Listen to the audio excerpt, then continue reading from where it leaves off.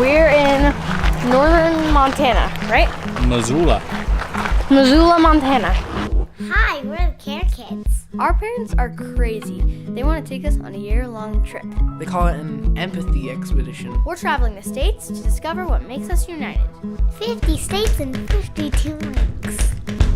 And I saw you,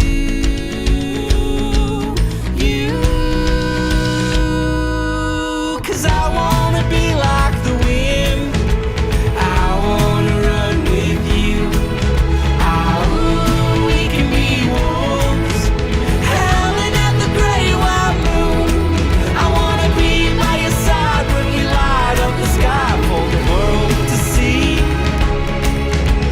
Run, run, run, run, run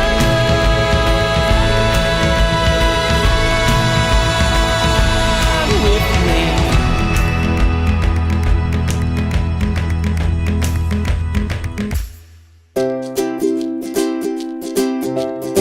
We drove into Montana and we stayed at this park, and my parents said that we weren't meeting our cousins for another 2 days, and they were there, and we were like, what? We're in northern Montana, right? Missoula. Montana. We went to the Boone and Crockett Club where they classify animals like due to how much they are worth point-wise. This is weird fur.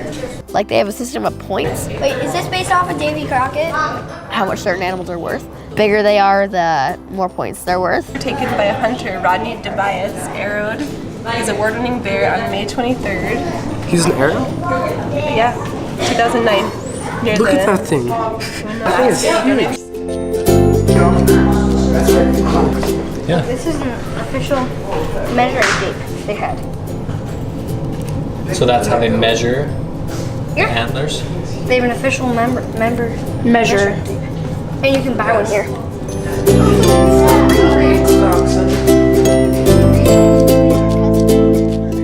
The ice cream at the Big Dipper was really good. It was super good. I bought one of their lemonades and I was like, this is the best lemonade I've ever had in my entire life. This one has little bits of coconut. Yeah. Ow! Tangerine. super good. Yeah. So the structure is from 1918. The horses were all carved by us in the last 25 years. Neighboring town Butte had an amusement park years ago called Columbia Gardens. There was a boy who used to ride the carousel there, was nostalgic for it. He grew up to be a cabinet maker, and he wanted to buy a carousel horse for his wife. And he called up another person who was an expert on carousel horses around the country. He writes books about them and things, and asked, where can I buy a carousel horse? And the guy got angry and said, you're what the problem is. You people buy carousel horses and the carousels go away. If you want a carousel horse, carve one yourself.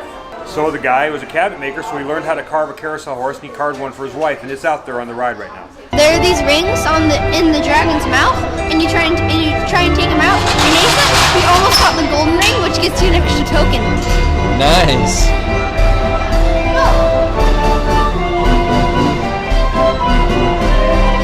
Over time, he carved a few more, and then there was a junk dealer down in Nevada, and so he knew the cabinet maker and said, here, we got, for a steal, we got this carousel part, but it's from 1918, most of the parts are here.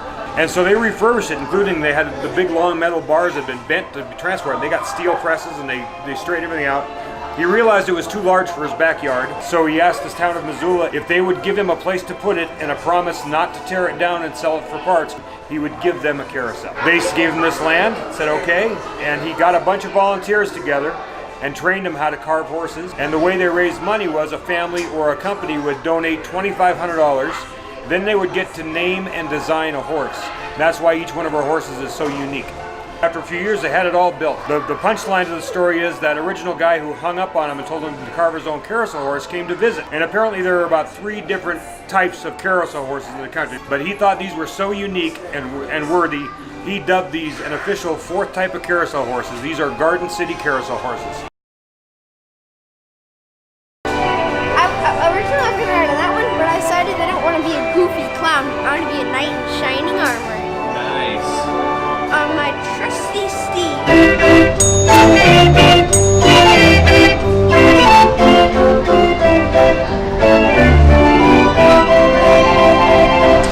So when we went to Montana, we were following Skyler. Hey guys. He's this cool dude that he has a disability. It doesn't affect like anything for him. He's awesome. He gets along with like everyone. So is that what you take to work with you? Yep. Yep. Where do you work? At Pickle Barrel, down the road. And what is Pickle Barrel? Sandwich shop. A sandwich shop. Cool. Yeah.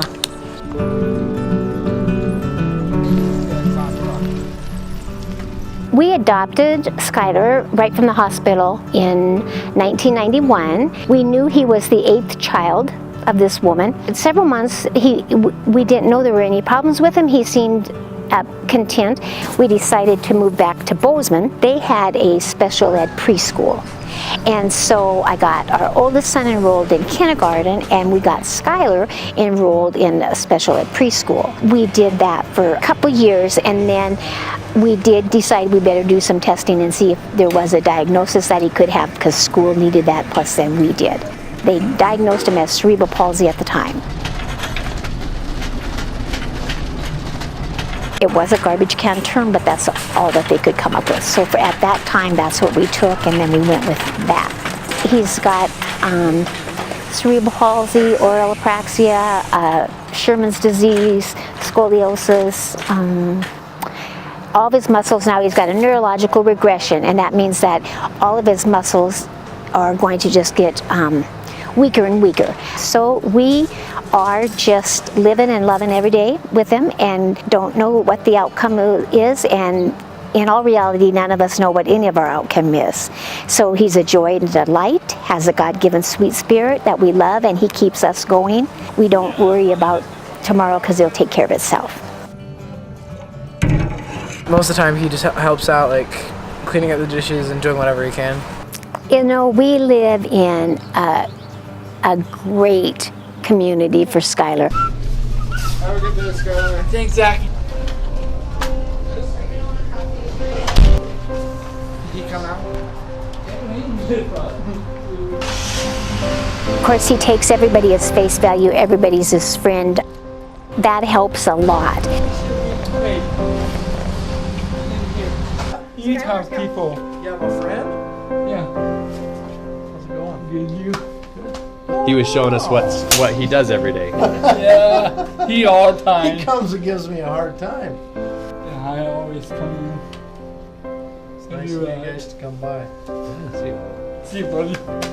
He's in a safe environment, he's in a community that loves him, so all of that stuff helps. So his day-to-day stuff, he does do a lot of stuff like other kids do. Skyler wanted to show us around the town, so he took us to this barber shop. He's kind of a photogenic guy, isn't he? Are you gonna get your usual Officer Dixon haircut? Yeah. He sets his own sights high, and then we set them high. Steal your glasses. Okay. Yeah. That has helped him a lot to fit into the real world by doing those things. The other big thing that has helped him is Special Olympics. He rides his bike around town. He's friends with like literally all the police officers. We going back home? Yeah. I'll show you my school. All schools. We go to school a lot. I think it was the year he graduated. There was a girl that was going to graduate in 2 years, and she said, he's so good, he's changed our whole school. He came into our school and he high-fived every kid in that hallway. He didn't know if they were, big football players, cheerleaders, the ones out having a cigarette at lunchtime. He didn't know if they were straight A students or from the special ed classroom. He didn't know, he didn't care. He high-fived them, he liked them. And she said he taught us, after we watched that year after year, we are all the same.